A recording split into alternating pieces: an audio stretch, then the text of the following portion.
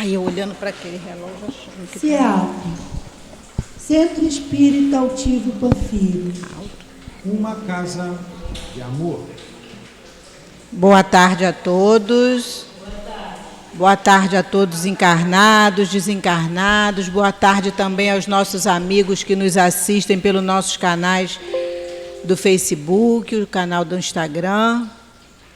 Que Deus nos abençoe em sua paz e que Jesus nos envolva com o seu amor. Eu tenho alguns avisos para dar. Vou dar os mais importantes, depois à noite a gente dá. Se alguém tiver necessitando de atendimento fraterno, depois do estudo, é só continuar sentadinho nos seus lugares que a gente vai designar um trabalhador da casa para que possa atendê-lo. O estudo hoje vai ser, quem vai trazer o estudo hoje é a Deusimar. A Deusimar é da Casa Espírita Irmã Joana, também aqui em Vargem Pequena. E o estudo de hoje é a parábola do rico e de Lázaro. O Luiz vai fazer a sustentação no momento do passe, e a sustentação será do capítulo 6, o Consolador Prometido, os itens 5 e 6. Nós vamos pedir aos nossos irmãos que, por favor, desliguem os celulares para que ele não toque na hora do estudo, na hora do passe, porque realmente tira um pouquinho da atenção. E são só 50 minutos de estudo, e aqui no salão, embora a gente não os veja, pelo menos eu, o trabalho dos espíritos já estão sendo feitos aqui no salão. Então, se a gente tem que estar bem receptivo, tem que estar em prece, prestando muita atenção no que é dito aqui no estudo, porque enquanto a gente está com o nosso coraçãozinho tranquilo, sem pensar nas nossas atribuições lá de fora, os espíritos estão trabalhando aqui dentro. Então, já começam a fazer o trabalho de doação, vendo tudo aquilo que a gente veio buscar na casa espírita e já trabalhando. Então, a gente desliga o celular um pouquinho para não ficar ouvindo aqueles sinais que realmente a gente começa a ficar meio perturbado para ver o que estão falando. E esse momento aqui, gente, é um momento nosso, um momento de cada um de vocês. Então, a gente pede, por favor, se precisar, tiver com alguma necessidade de atender o telefone e ele vibrar ou tocar, pode ir ali fora, atender o telefone sem problema nenhum. Mas vamos agora fazer a leitura de um trecho do Evangelho, do capítulo 6. Eu vou ler um trecho do item 5. Desligando aqui. Vou ler um trecho do item 5, do Consolador Prometido, que tem como título, são as instruções dos Espíritos, a vinda do Espírito de verdade. E o item 6 diz assim: venho ensinar e consolar os pobres deserdados. Venho dizer-lhes que elevem sua resignação ao nível de suas provas, que chorem, visto que a dor foi consagrada no Jardim das Oliveiras, mas que esperem, pois os anjos consoladores também virão enxugar suas lágrimas. Trabalhadores, arai o vosso campo, recomeçai no dia seguinte a rude jornada da véspera.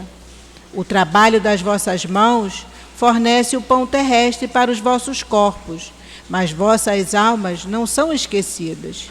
E eu, o divino jardineiro, as cultivo no silêncio dos vossos pensamentos. Quando a hora do repouso soar, quando a trama de vossas vidas escapar de vossas mãos e vossos olhos se fecharem para a luz, sentirei surgir e germinar em vós a minha preciosa semente. Nada se perde no reino de nosso Pai, e vossos esforços, vossas misérias, formam o tesouro que deve vos tornar rico nas esferas superiores, onde a luz substitui as trevas, e onde o mais despojado de todos vós talvez seja o mais resplandecente. É uma leitura muito bonita. Depois, se vocês puderem continuar a leitura, é um bom estudo. Vamos agora fechar os nossos olhos, elevar ao nosso pensamento a Deus, rogar a Jesus, nosso mestre, amigo e irmão tão querido, a esses espíritos amigos que aqui se encontram desde tão cedo preparando o ambiente para nos receber. Esses espíritos amorosos, o nosso querido altivo, Baltazar, Dr. Herman, Antônio de Aquino, nosso querido Dr. Bezerra de Menezes, e a toda essa coluna de espíritos que fazem parte dessa casa de amor. Que nós possamos, nesse momento, pedir que esses espíritos amorosos, que o guia espiritual da nossa companheira deusa, possa iluminá-la, para que ela traga palavras que soem aos nossos corações. Que seja assim, Senhor, em nome de Deus, em nome de Jesus, e em nome de todos esses espíritos amigos, que nós possamos dar por iniciado o estudo da tarde de hoje. Graças a Deus. Bom estudo, Deusa.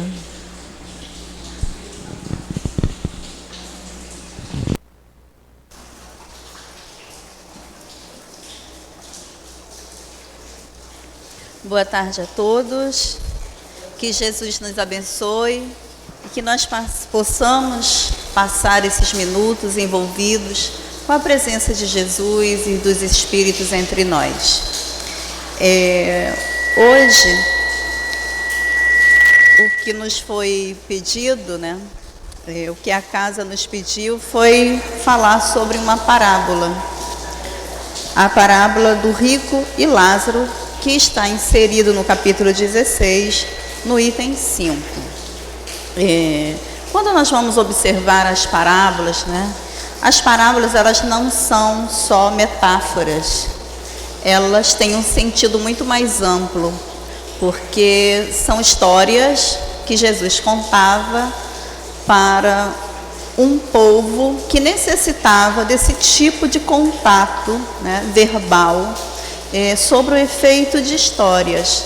Mas quando nós vamos observar, elas têm um fundamento de moral e um sentido de aprofundar a vivência de cada um naquele momento, do porquê Jesus falava daquela forma. Algumas parábolas nós vamos identificar que Jesus dava sempre uma resposta, o seu ensinamento sobre questões que os judeus traziam para aquela época e algumas críticas sofridas. Se nós achamos que só nós sofremos críticas, nós estamos muito enganados. O tempo todo Jesus estava sendo criticado entre os seus, pelos seus próprios amigos ali, os discípulos, os seus seguidores. Quando nós vamos ver aquela parábola de dois senhores, dois devedores, é uma crítica que Pedro faz a Jesus quando ele chega aquela mulher, de cabelos longos, que era considerada uma mulher de má vida, na casa de Pedro, entra e lava os pés, umedece os pés de Jesus, ali com o seu perfume. E aí Pedro foi o primeiro a criticar. Pedro diz assim, se ele é profeta, como é que ele deixa, como ele permite que essa mulher lave os seus pés?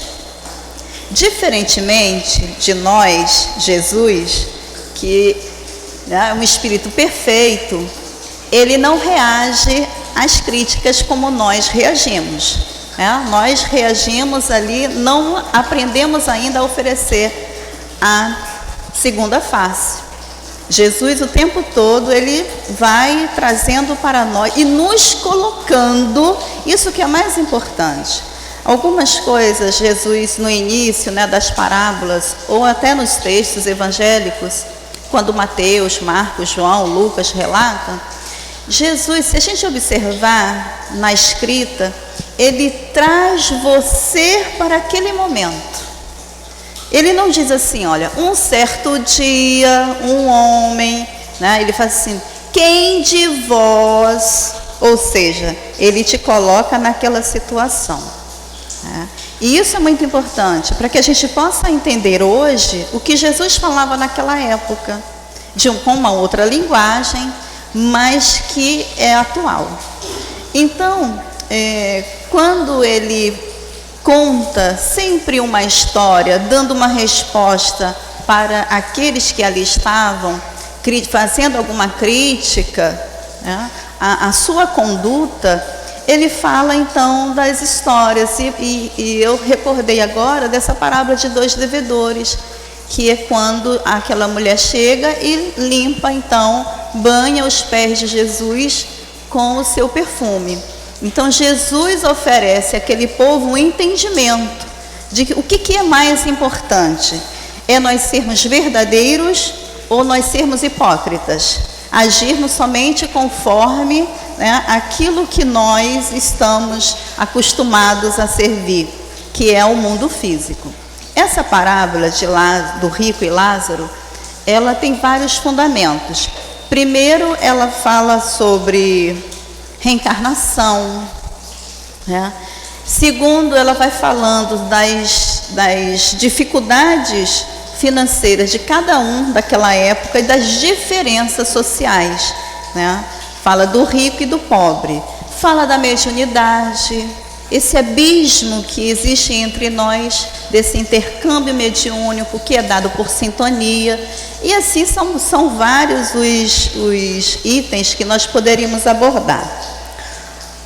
Vamos então à parábola, né? Ela diz assim, havia um homem rico que se vestia de púrpura e de linho, e que todos os dias se banqueteava esplendidamente.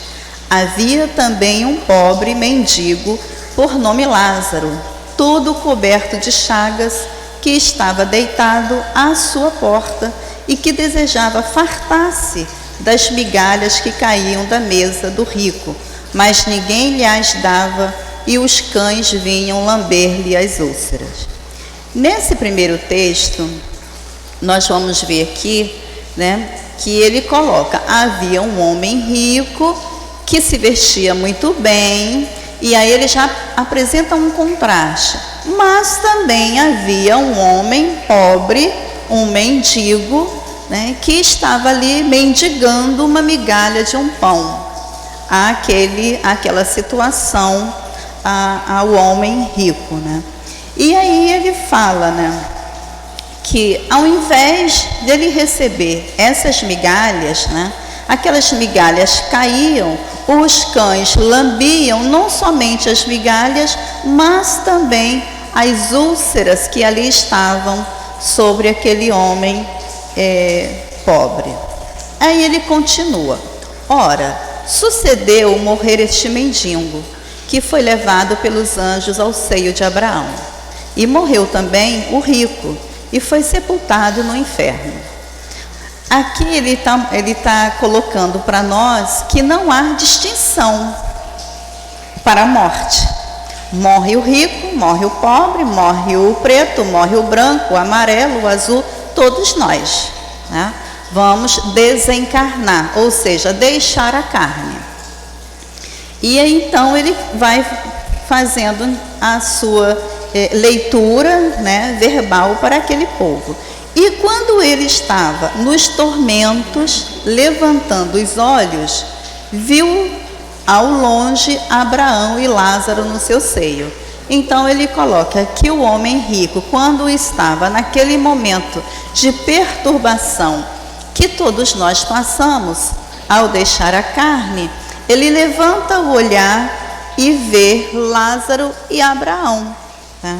O que significa Abraão, né, nesses termos? E gritando, ele disse, Pai Abraão, compadece-te de mim e manda cá Lázaro para que molhe em água a ponta do seu dedo, a fim de me refrescar a língua, pois sou atormentado nesta chama. E Abraão lhe respondeu, Olha ele apresentando aqui para nós, né, Jesus falando, mostrando o intercâmbio mediúnico e já mostrando aqui as diferenças que nós temos, né, cada ser. Então ele coloca: filho, lembra-te de que recebeste os bens em tua vida e de que Lázaro não teve senão males, por isso está ele agora consolado e tu em tormentos. Quando nós lemos essa parábola, ela é uma das mais longas do Evangelho. Nós vemos aqui que parece Jesus condenar a riqueza, mas não é isso. Ele está mostrando as diferenças morais de cada um de nós. Então ele coloca que o rico, ele já tinha gozado, né, de seus bens aqui na terra, e que Lázaro não. Então ele fala: lembra-te de que recebeste os bens em tua vida e de que Lázaro não teve senão males, por isso está longe ele agora consolado e tu em tormentas. Continuando, e Abraão lhe disse: eles lá têm Moisés e os profetas, ouçam-nos. Olha aí, gente, nós temos todos os ensinamentos. Naquela época, né, ele está colocando aqui que ele tinha Moisés e os profetas, que ouçam. Disse, pois, o rico: não, pai Abraão, mas se for a ele alguns dos mortos, hão de fazer penitência. Olha aí.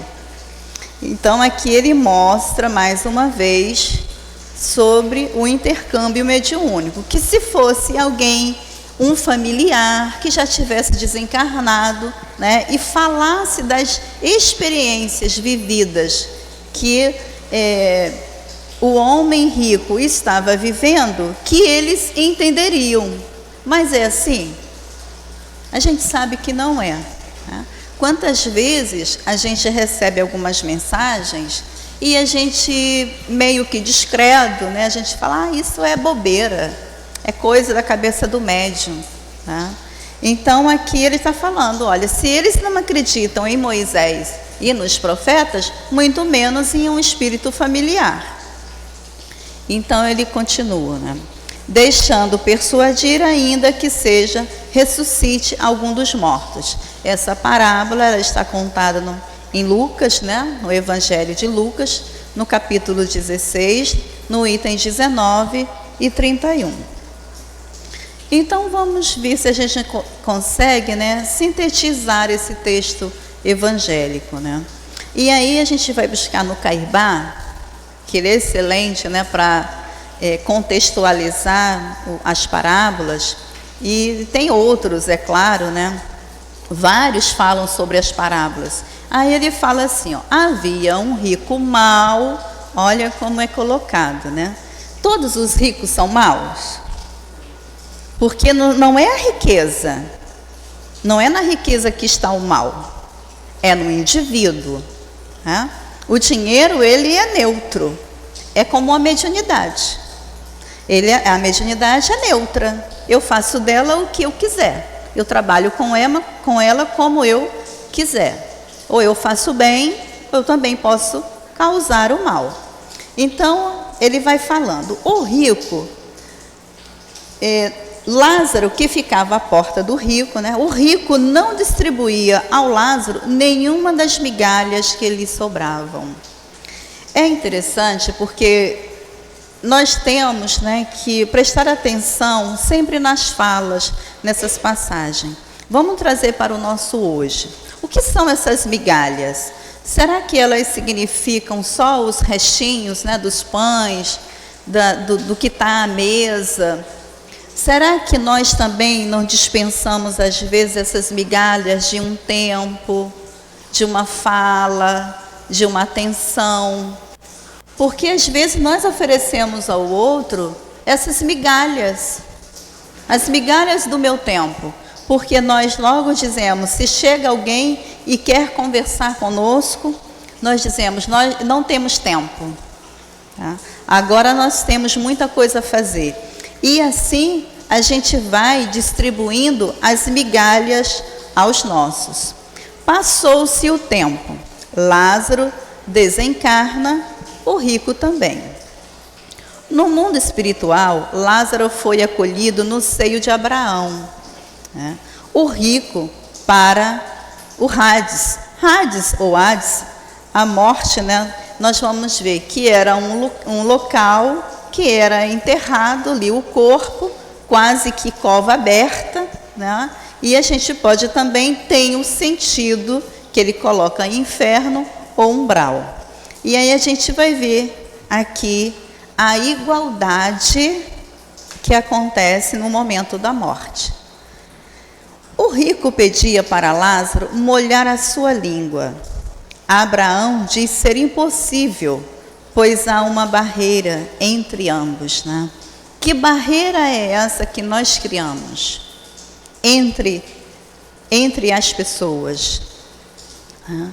Nós criamos barreiras de superioridade, quando nós nos colocamos sempre acima do outro. Eu sei mais do que o outro, eu sou melhor do que o outro.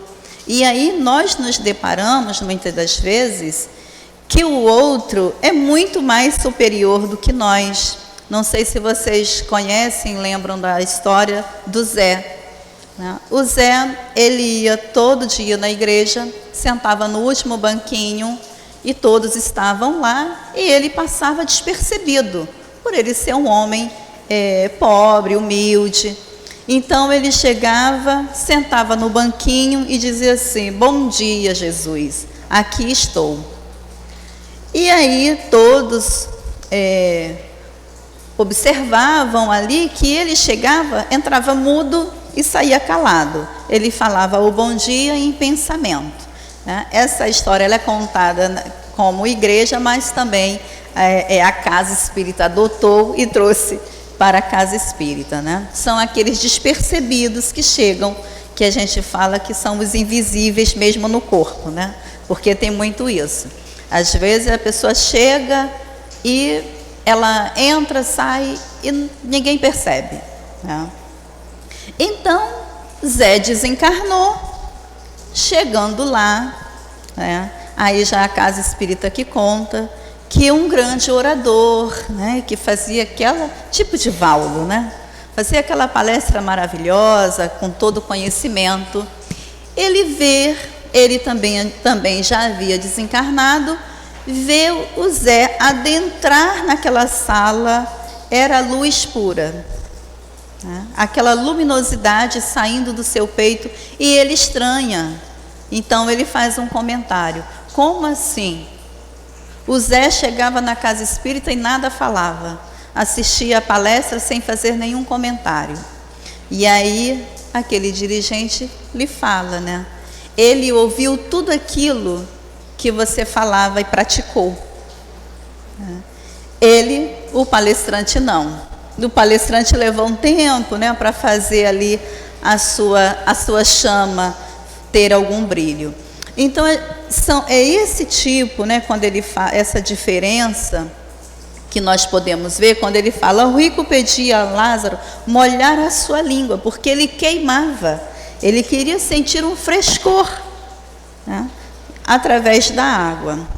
Então Abraão diz ser impossível porque há uma barreira, e essa barreira são coisas que nós colocamos, né? Criamos essas barreiras entre as pessoas.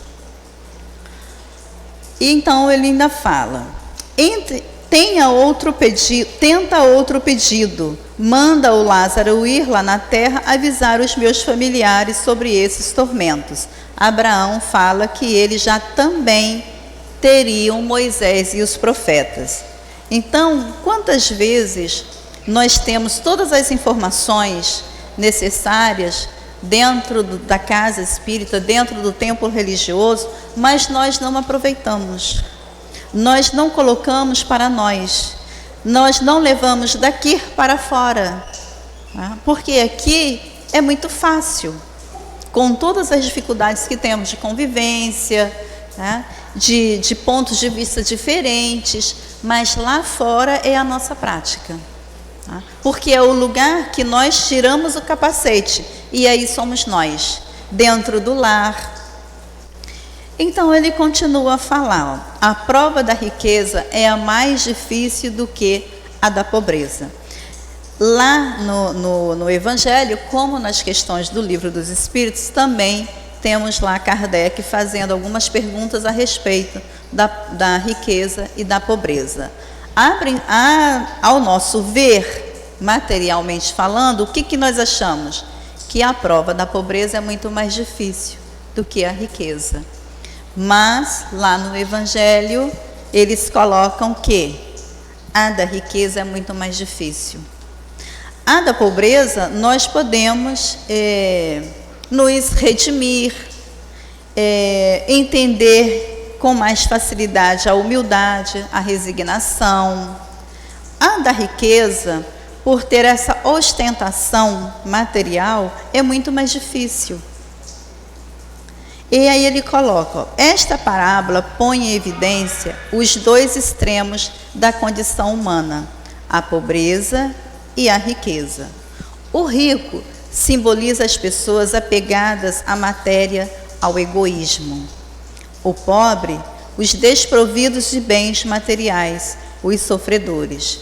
Nós sabemos, né, que, como coloca Emmanuel, a questão do orgulho e do egoísmo são as duas chagas da humanidade, né? Leon Denis fala que é o câncer da humanidade, e realmente é, porque aqui, quando o Caibá ele fala sobre a questão da riqueza, dessas dificuldades, né, dessas duas situações, a riqueza nos colocando nesse lugar de superioridade material, e a riqueza nos colocando no lugar mais baixo, né? Então ele fala, o rico, por estar mais próximo dos bens materiais, teve um esquecimento temporário dos benefícios que deveria prestar ao seu próximo. Não passou pela aprovação que lhe foi requerida. O pobre, por não ser vítima das facilidades do dinheiro, pode suportar a contento a sua prova. Então, quando ele fala aqui da pobreza, né, olha o que o Caibá ele traz para a gente falando. Ele nos coloca como vítima. E se realmente nós somos aqueles que temos grandes situações financeiras, e se temos o apego, nos tornamos vítima daquele dinheiro, daqueles bens que nós sabemos que é temporário, é transitório. Nós vamos deixar daqui a pouco. Nós não vamos levar nada. E aí ela fala também de outro aspecto sobre o que o desencarne mostra, né? Ela vai nos mostrar essa saída, né? Como o André Luiz fala no livro Ação e Reação, que quando nós encarnamos, nós nos internamos na carne. E é interessante porque Viana de Carvalho, quando ele fala sobre a casa espírita, ele coloca, né, que a casa espírita ela tem algumas funções importantes, e uma delas é como hospital.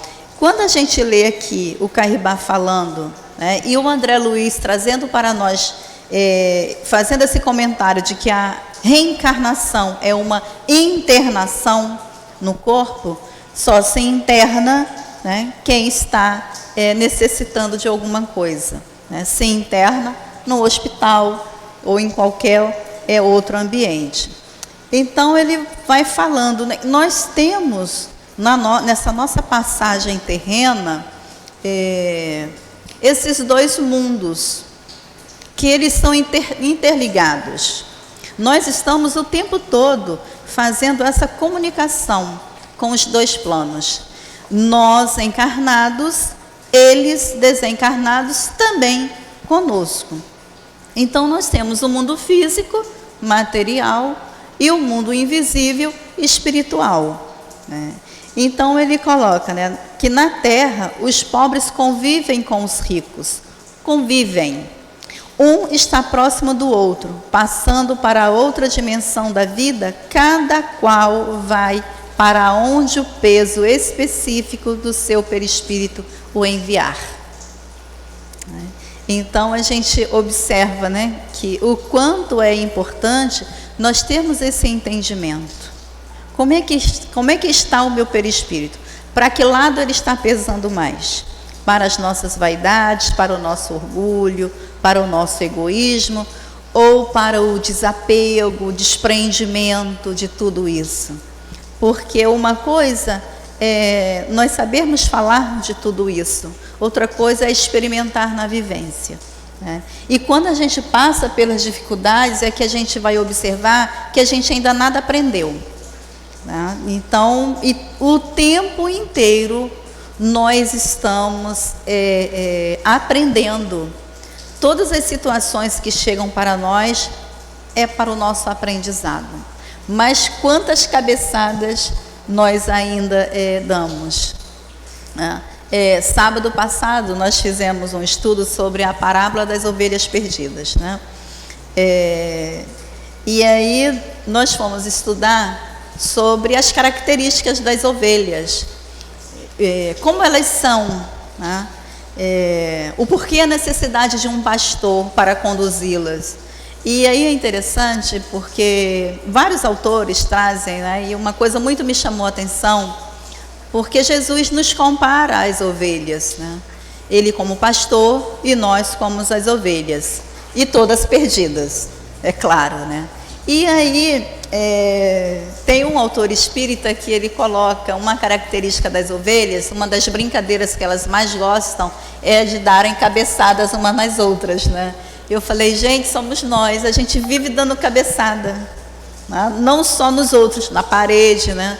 Em todos os lugares, porque a gente insiste ainda em fazer o que é errado, porque a gente não aprendeu ainda a fazer o que é certo, ou fazer o que é certo é dificultoso para a gente. É mais fácil nós fazermos sempre aquilo que nos dá mais prazer, tá? Então, é bem interessante o sentido dessa parábola das ovelhas. E aí ele fala, Lázaro foi admitido no seio de Abraão, tá? E o rico, ele coloca aqui, entre aspas, o inferno. Quer dizer, Lázaro recebeu a recompensa pelo seu sofrimento, por sua humildade, por viver uma existência sem nada gozar. O rico, pelo contrário, já tinha recebido a sua recompensa na terra, pois usufruíra os bens materiais. Tá? E a gente precisa, né, tirar essa ideia de que os pobres são bons e os ricos são ruins. Não é isso que está colocado por Jesus. Quando ele fala, é mais fácil um camelo passar pelo buraco da agulha, né, do que o rico entrar no reino dos céus. Ele não está falando que os ricos estão condenados ao inferno. Não é isso. Ele está falando das dificuldades que os ricos, né, os bem afeiçoados financeiramente, têm de ter um olhar para com o outro que tem menos. Porque a riqueza, ela é para isso. É para aquele que tem muito ajudar aquele que tem menos. Como? Distribuindo o dinheiro? Não é dessa forma. Mas você pode gerar emprego, você pode gerar várias outras coisas, né? E a gente não traz esse entendimento. E aí, ele fala dessas barreiras, né? Dessa comunicação entre os dois planos da vida, que é uma barreira moral. Não é uma barreira física, ela é uma barreira moral. Lembra quando ele fala sobre a questão do peso do perispírito? Tá? E André Luiz deixa claro para a gente que muitos de nós desencarnamos e não saímos daqui. Continuamos na casa espírita, continuamos no nosso lar, tá? Continuamos no ambiente de trabalho, continuamos apegados ao meu marido, à minha esposa, ao meu filho, e assim a gente vai. A gente não vai desconstruindo esse desapego enquanto encarnado.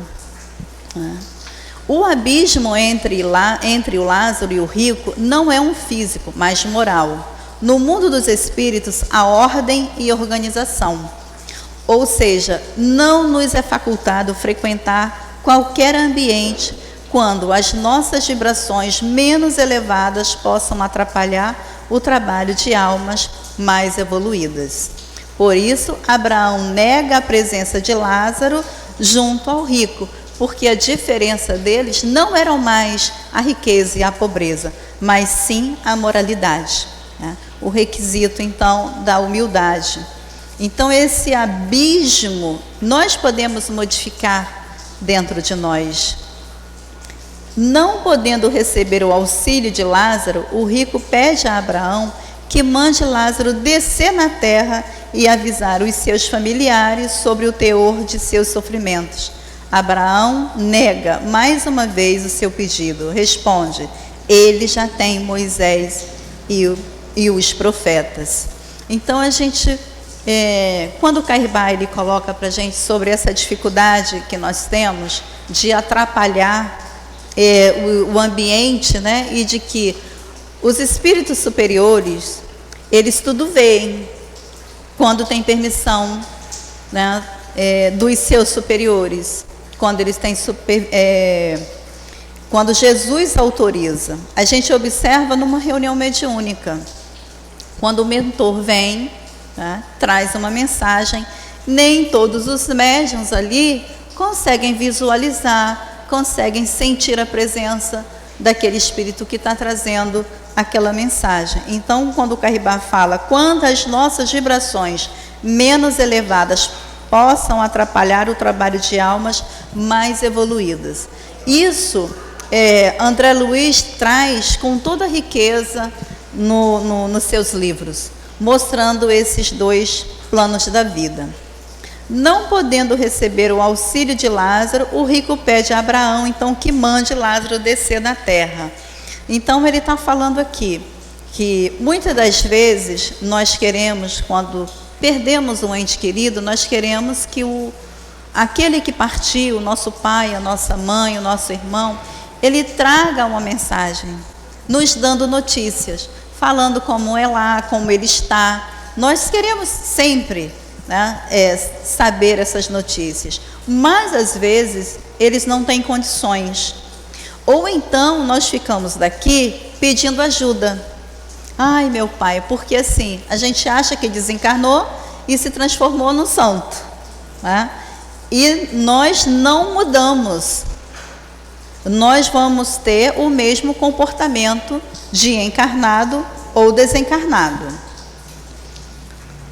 O seio de Abraão, né? O que simboliza, né? A providência divina.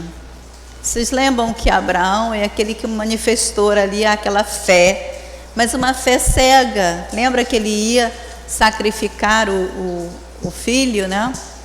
Então, ele tem essa figura, né, da providência divina. Abraão, patriarca bíblico, vindo da Mesopotâmia para as terras de Canaã, no reino de Hammurabi. Olha quanto tempo, né? Por volta de 1850 a.C. De acordo com a tradição bíblica, Deus o havia retirado de uma região politeísta a fim de fazê-lo guardião da revelação e do culto monoteísta. Abraão simboliza o homem escolhido por Deus para preservar o sagrado repositório da fé, homem abençoado por Deus, que lhe prodiga as promessas de numerosas descendências de imensas riquezas. É o pai da multidão, o homem de fé. E aí ele vai falando agora que sobre o princípio da reencarnação, que nos dá uma pista. Então o Cairbar diz: de acordo com os princípios doutrinários, mesmo que se distribuísse a riqueza equitativamente, logo ela estaria desigual, porque uns saberiam empregá-la melhor do que os outros. Isso também está inserido no Evangelho, né, segundo o Espiritismo. Então, não poderia ser todos ricos, nem todos pobres. Ainda temos essa necessidade dessas diferenças, né? Que é para aprendermos. Porque uma hora nós reencarnamos nessas condições de pobreza, outra hora nas dificuldades, nas facilidades da riqueza. Tudo como um grande aprendizado. Os mais talentosos frutificá-la-ia, como é expresso na parábola dos talentos. Os temerosos deixá-la-ia enferrujar em suas mãos. Então aqui ele está fazendo uma comparação, né, a questão da riqueza com a parábola dos talentos, que também nós vamos ver logo em seguida nesse capítulo. O Espiritismo nos mostra também que o espírito, ao reencarnar, pode escolher a prova da riqueza ou a da pobreza. Muitas vezes, esta ou aquela aprovação é sugerida pelos benfeitores espirituais em função do que o espírito fez numa reencarnação passada. Olha que informação importante para a gente é que quando nós reencarnamos, antes nós fazemos então aquele nosso comprometimento com a espiritualidade. Todos nós fazemos. A gente tem, é claro, o esquecimento do passado, né? Que é uma bênção para a gente. Então a gente escolhe. Muitas das vezes nós escolhemos a prova da pobreza realmente para adquirir virtudes que são necessárias para o nosso espírito enquanto encarnados, como a prova da riqueza para o aprendizado também da humildade, né? Do desapego.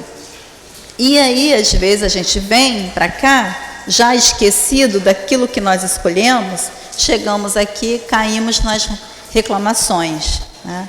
Ai, mas por que eu fui reencarnar lá no sertão do Piauí? Tá?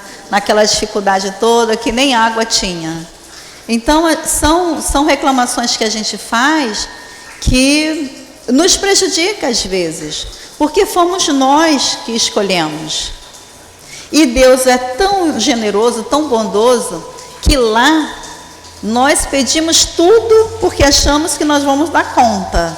Quando chega aqui, a gente aí, né, os espíritos dizem assim, ó, menos, né, menos, que é para você não endividar mais ainda, né, o seu cartão, né, de karma, né. E aí ele fala, o Espiritismo nos mostra também que o espírito ao reencarnar, nesse sentido a pobreza é uma prova em que o espírito iria se conscientizar do que é a falta do necessário para o provento da vida. Então, quando a gente vê, né, muitas das vezes famílias que elas não têm o básico para uma vida, né, de tranquilidade, para uma sobrevivência, se ela está inserida no nosso meio social, é para que nós, que temos recursos melhores, forneçamos ajuda a essa forma. Mas não aquela ajuda de humilhar, de colocar o outro para baixo, de nos colocar, olha, eu sou a pessoa que estou ajudando. É fazer aquilo que Jesus nos ensina, né? Que a nossa mão esquerda não veja o que a direita oferece.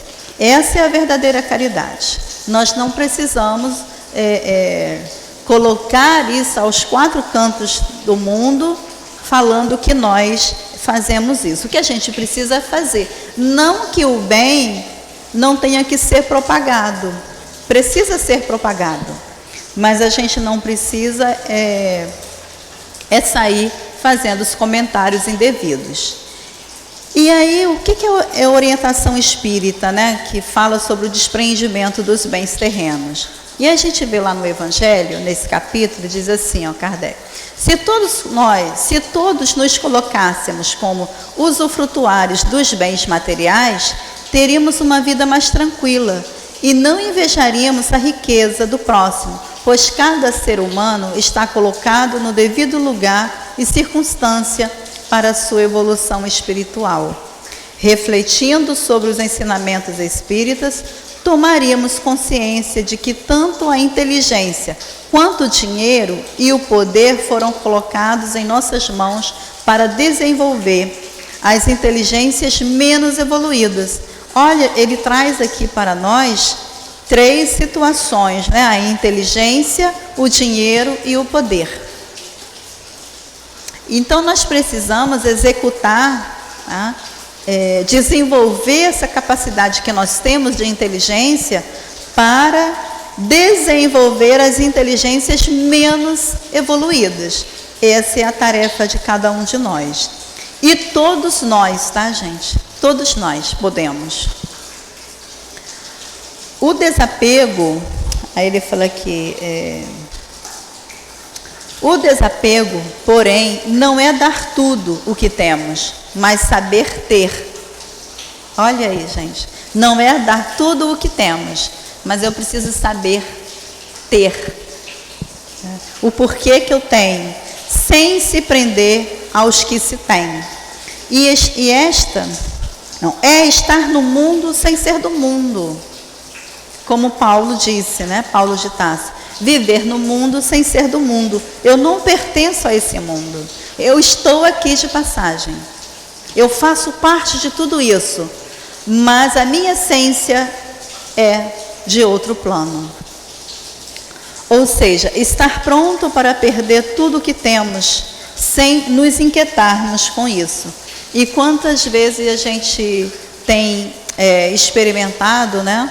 As notícias chegam o tempo todo sobre as pessoas que, no desespero de perder aquilo que tinha, da riqueza, elas tiram a sua vida, elas tiram a vida dos seus, mostrando aí o puro egoísmo, né, que nós temos na questão do apego ainda.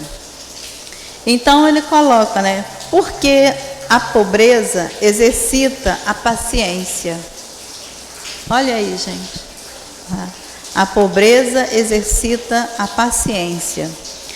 Na riqueza, a humildade. Quando a gente vê essas duas virtudes, com essas duas situações tão diferentes da riqueza e da pobreza, a gente lembra de Francisco de Assis, porque ele nasceu em um lar bastante abastado, né? Seu pai era dono de propriedades, né? Tinha lojas de tecidos e tudo, e ele não passava nenhuma dificuldade. Mas quando ele precisou adquirir a humildade, ele se desfez de tudo. O pai expulsa de casa, né? E ele nem a roupa do corpo ele leva. Ele sai da forma que ele entrou no mundo, sem roupa nenhuma. A partir daí, ele adquire, né, todas as virtudes que um espírito pode adquirir. Ah, mas eu preciso então dar tudo que eu tenho para adquirir isso? Não é isso que nós precisamos, mas é entender, né, esse processo de evolução nossa, né, de reencarnação, para que nós possamos, nessa encarnação, melhorarmos um pouquinho, sairmos diferentes. Porque a gente observa que muitos chegam e saem da mesma forma. Nós não queremos mais isso, né? A gente quer chegar lá, pelo menos com um pouquinho, né, a mais, com o nosso copo assim, acima da metade, né, para que a gente chegue e seja como Zé, tá? Lá fazer, não precisa ninguém vir lá e acender, né, a nossa luz. Preciso é que nós sejamos essa fonte de luz, né? Então ele fala, procedendo desta maneira, conquistaremos a verdadeira propriedade, aquela que nenhum ladrão nos roubará, porque representará um patrimônio inalienável de nossas conquistas interiores. Então a gente vê que tudo que nós buscamos aqui na Terra, profissão, escola, tudo que nós queremos, o que é mais importante para nós são as conquistas, é o patrimônio interior, não o exterior. Isso que vai fazer diferença. Então, que nós possamos, na tarde de hoje, refletir não nas minhas palavras, mas no que Kardec traz e na passagem evangélica, e que Caibá vai trazendo para nós a nossa reflexão. Porque essa parábola ela tem vários sentidos que a gente poderia abordar. Então, que Jesus possa abençoar a todos nós, que tenhamos uma noite de Natal tranquila,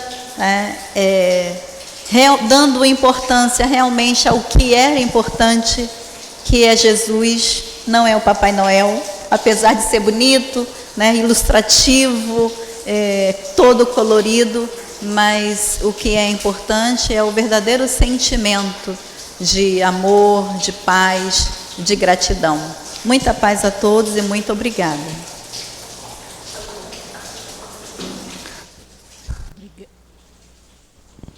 Obrigada, Deusa.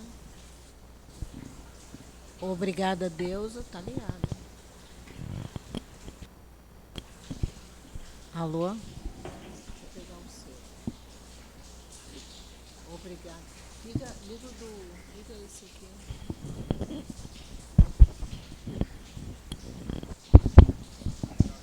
Alô? Ei. Não, liga esse aqui.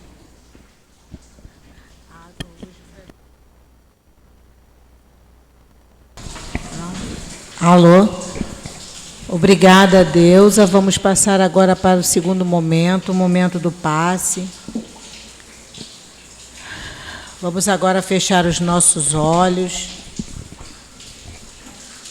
sabendo que esse momento é nosso, que possamos nos ligar aos nossos guias espirituais, Deus nosso Pai, Jesus médico das almas, espiritualidade amiga, equipe médica que trabalha na nossa casa, junto ao Dr. Erma, Dr. Bezerra de Menezes, que todos nós, tão necessitados, possamos receber os fluidos necessários ao nosso refazimento, que a nossa cura, Senhor, possa nos ser dada conforme a vontade do nosso Pai e de acordo com o nosso merecimento. Que seja em nome de Deus, possamos dar início ao momento do passe. Graças a Deus.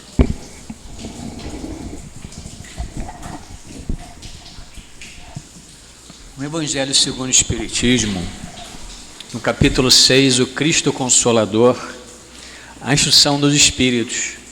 E quem nos traz hoje, nessa tarde, é o Espírito de Verdade. E ele começa assim: venham como outrora aos transviados filhos de Israel, trazer-vos a verdade e dissipar as trevas. Escutai-me, o Espiritismo, como fez antigamente a minha palavra, tem de lembrar aos incrédulos que acima deles reina a imutável verdade. O Deus bom, o Deus grande, que faz germinem as plantas e se levantem as ondas. Revelei a doutrina divinal, como ceifeiro, reuni em feixes o bem esparso no seio da humanidade e disse: vinde a mim, todos vós que sofreis. Meus irmãos, o próprio Jesus passa no Evangelho a quem ele veio aos transviados filhos de Israel. Jesus não veio para os bons, para os sãos, para os puros. Jesus veio, como ele mesmo disse, para aqueles que sofrem a doença da alma. À época de Jesus, Jesus falava para as prostitutas, para os pobres, para aqueles que tinham doenças físicas e morais, principalmente para esses. E ele continua: homens fracos, que compreendeis as trevas das vossas inteligências, não afasteis o facho que a clemência divina vos coloca nas mãos para vos clarear o caminho e reconduzir-vos, filhos perdidos, ao regaço do vosso Pai. Ele ratifica que ele veio para os fracos, não os fracos apenas da parte física, mas os fracos da alma. E ele traz a época e hoje ainda, para que nós entendamos que nós precisamos nos voltar à lei natural, à lei de Deus, que ele trouxe no seu Evangelho. E ele continua: espíritas, amai-vos, este o primeiro ensinamento, instruí-vos, este o segundo. No cristianismo encontram-se todas as verdades. São de origem humana os erros que nele se enraizaram. Eis que do além túmulo que julgáveis o nada, vozes vos clamam. Irmãos, nada perece. Jesus Cristo é o vencedor do mal. Sede os vencedores da impiedade. Tomando a palestra da deusa, São Vicente de Paula tem um texto muito belo que coaduna com o Cristo Consolador. Ele fala o seguinte: sede indulgentes com os defeitos dos vossos semelhantes. Em vez de desprezardes os ignorantes, os viciados, instruí-os e moralizai-os. Sede brandos e benevolentes para com tudo o que vos seja inferior, mesmo para com os seres mais ínfimos da criação, e tereis obedecido às leis de Deus. Não é exatamente o que o Consolador nos traz? Que tenhamos essa benevolência para os fracos, para os estouvados, para aqueles que têm problema? E repetindo, trazendo a palestra da deusa, nós não combinamos, mas ela falou muito bem isso. Nós precisamos seguir essa lei natural, que é o que vai também nos consolar. Quando ele fala do primeiro mandamento, nós podemos nos lembrar, né? Quando Jesus, principalmente em Mateus, é assediado pelos doutos da lei, quando questionam a ele qual o primeiro mandamento, e Jesus fala: amai vosso Deus com todo o teu coração, com todo o teu pensamento, com todo o teu entendimento, e o segundo vos dou: amai o próximo como a si mesmo. Estão aí contidos todas as leis e todos os profetas. Que Jesus nos abençoe. Está funcionando. Agradecidos, Senhor, estamos por mais uma vez termos chegado a essa casa e escutado as palavras do Teu Evangelho. Que possamos, Senhor, rogar mais uma vez que essas palavras e os Teus ensinamentos possam ser sementes em nosso coração, mas que elas possam germinar.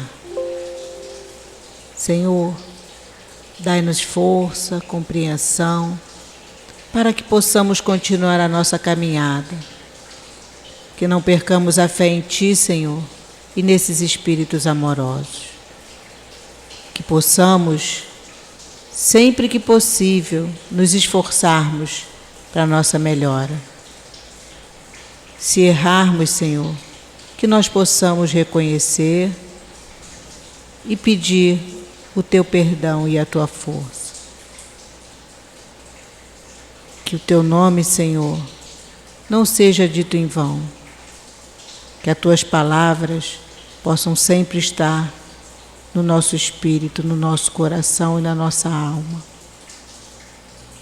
E assim, Senhor, tão agradecido que estamos a todos esses espíritos amorosos, ao nosso querido altivo, a esses espíritos carinhosos, esses médicos amorosos que aqui se encontram, e a toda essa falange de espíritos que sustentam a nossa casa. Pedimos a Deus, a Jesus, a permissão para terminarmos o estudo da tarde de hoje. Graças a Deus.